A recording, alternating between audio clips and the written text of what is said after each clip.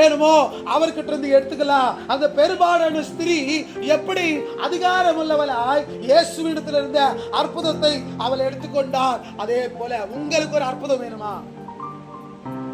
ராத்திரி முட்டி மடக்கி ஆண்டு விட்டு என்ன பண்ணுங்க, கேளுங்க. ஆண்டவரே, நான் உங்க பிள்ளை, என் மேல சாத்தானுக்கு அதிகாரம் இல்லை, உங்களுக்கு மட்டும்தான் அதிகாரம் இருக்குது, என்னுடைய குடும்பத்தை ஆசீர்வதிங்க அப்படின்னு நீங்கள் சொல்ல சொல்ல உங்க வாழ்க்கையில் அவர் அற்புதம் செய்வார்.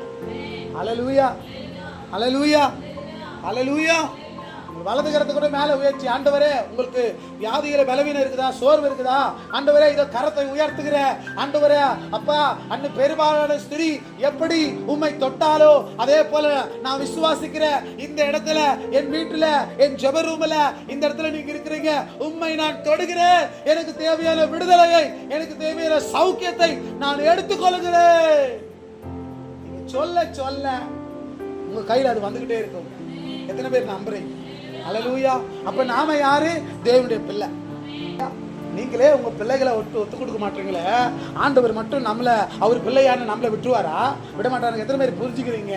நாம் அவருடைய பிள்ளையா மாறினா போதும், அவர் நம்மை பாதுகாப்பார். வசனம் சொல்லுது, அவர் கர்த்தர் காவல் காக்காராகில் காக்கிறவர்களுடைய காவல் விருதா. இந்த உலகத்துல உங்களை கர்த்தர் காக்கவில்லையானால் எத்தனை போலீஸ், எத்தனை மிலிட்டரி, எத்தனை வந்தாலும் அந்த காவல் எல்லாம் விருதா. ஹலோ, விஜய் சார் கூட ஜெயிச்ச உடனே அவருக்கு உடனே போலீஸ் பந்தோபஸ்தெல்லாம் வந்தது, 2-3 கார் எல்லாம் வந்தது. அதுக்கப்புறம் டிடெக்டிவ் மிஷின் இருக்கும் இல்லையா, இந்த பாம் ஸ்குவாடு இல்லைலாம், அதை ஒரு வாஸ்கால் மேலே வச்சிருப்பாங்களா ரயில்வே ஸ்டேஷன்லாம், அதெல்லாம் கொண்டு இவர் வாசலில் வச்சாங்க. பயங்கர பந்தோபஸ்து. இவர் எப்போ டபக்குன்னு காங்கிரஸ் கூட சேர்ந்த உடனே அதெல்லாம் காணாம போயிடுச்சு. அல்லேலூயா. இந்த உலகெல்லாம் இப்படிதான் செய்யும்.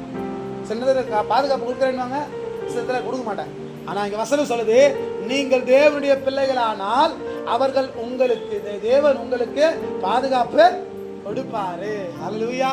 முதல்லயே அந்த பந்தோபஸ்து வச்சதுன்னா ஒருவேளை இவர் நம்ம கூட்ட சேர்ந்துருவாரு அப்படின்னு தான் என்ன பண்ணாங்க, வச்சாங்க. ஆனா சேர்லன்னு தெரிஞ்சோன்னே தூக்கிட்டாங்க. அதே போல நம்முடைய தேவனுக்குடைய பிள்ளைகளாய் நீங்க மாற அவரை விசுவாசித்து அவரை ஏற்றுக்கொண்டால் போதும், அவர் உங்களை பாதுகாப்பா. அல்லேலூயா. அப்ப நாமெல்லாம் யாரு? தேவனுடைய பிள்ளைங்க. அப்போ இப்போ கர்த்தர் சில வேலையில அடிப்பார், தண்டிப்பார், சிட்சிப்பார். அவர் சிட்சிப்பாரை தவிர வேற யாருக்களை சிட்சிக்க விடவே மாட்டார். யோபு புஸ்தகத்தை வாசிக்கும் போது சத்துரு உபத்திரப்படுத்த சிட்சிக்க ஆண்டவர் விட்டு கொடுத்தார். ஆனா புதிய ஏற்பாட்டுல தன்னுடைய ரத்தத்தினால மீட்கப்பட்ட ஜனங்களை பிசாசு தொட்டு அடிப்பதற்கு கர்த்தர் விட்டு கொடுக்கவே மாட்டார். எத்தனை பேர் புரிஞ்சுக்கிறீங்க? பேதுருவை சாத்தான் புடமிடுவதற்கு இயேசு கிட்ட கேட்டானா சாத்தான், ஆண்டவரே யோபுவை விட்டு கொடுத்தது போல இந்த பேதுருவை விட்டு கொடுக்கிறீரா அப்படின்னு கேட்ட உடனே, ஆஹா நான் விட்டு கொடுக்க மாட்டேன் அப்படின்னு என்ன பண்ணல, அவரு விட்டு கொடுக்கல.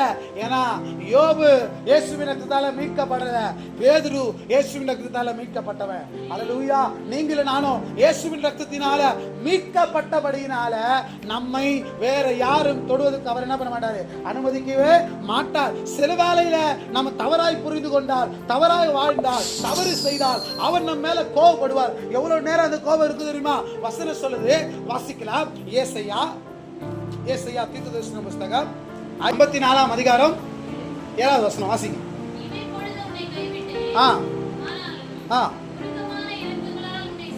அவருக்கு கோபம் வந்துச்சுன்னா ஒரு செகண்ட், இமைப்பொழுதுன்னு அர்த்தம், நம்ம கண்ணை மூடி கண்ணை திறக்கிற அந்த ஒரு செகண்ட் மட்டும் தான் நம்ம என்ன பண்ணுவாராம், கைவிடுவாராம்.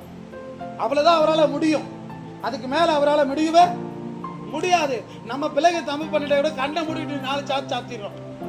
அவங்க அழுகுற வரைக்கும் நம்ம கல் நெஞ்சக்காரங்களா அப்படியே இருந்து விடுறோம். ஆனா தேவனால அப்படி இருக்க முடியாது. அவர் உங்களை ஒருவேளை நாம தவறு செய்தா அவர் அடிப்பாரு. அது எவ்வளவு நேரம் தெரியுமா?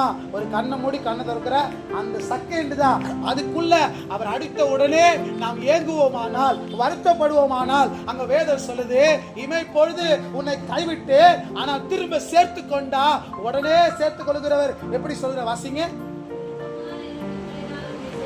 அடிப்பதற்கு முன்பாக கோபம் தான் இருந்தது, அடிச்சதுக்கு அப்புறம் என்ன இருக்கு, இரக்கம் வந்துருது.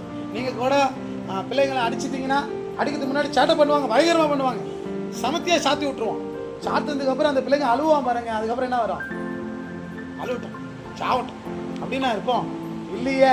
உடனே அதாவது முன்னாடி இருந்த எல்லா கோபமும் போயிருச்சு. இப்போ முன்னாடி இருந்த பாசத்தை விட, முன்னாடி இருந்த பிரியத்தை விட அதிகமா அந்த பிள்ளைகள் மேல நம்ம என்ன பண்றோம்? பாசம் வைப்போம். அதனால தேவன் கோபப்பட்டாலும் பரவாயில்ல, அவர் நம்மை விட்டு கொடுக்க மாட்டார். ஹல்லேலூயா, ஹல்லேலூயா, ஹல்லேலூயா. அதனால வேதம் சொல்லுது, தாய் தன் பாலகனை மறப்பாலோ? மறக்க மாட்டா. ஆனால் அவள் மறந்தாலும் நான் உன்னை. ஏன்னா நாமெல்லாம் அங்க தாய்க்கு சமமா, அதாவது இந்த உலகத்துல ஒரு தாய் உனக்கு இருக்கிறாங்க, அந்த தாய் உன்னை மறந்தாலும், தகப்பன் உன்னை மறந்தாலும், அல்லது நண்பர்கள், உற்றார் உறவுகள் இதெல்லாம் மறந்தாலும் நம்மை படைத்தவர் மறக்கவே மாட்டார். நம்மை படைத்தவர் விட்டு விலகவே மாட்டார். அவர் நம்மோடு எப்போதுமே கூட இருக்கிறார். எத்தனை பேர் ஆமென் சொல்றீங்க? ஹல்லேலூயா. For prayer support, please contact these numbers.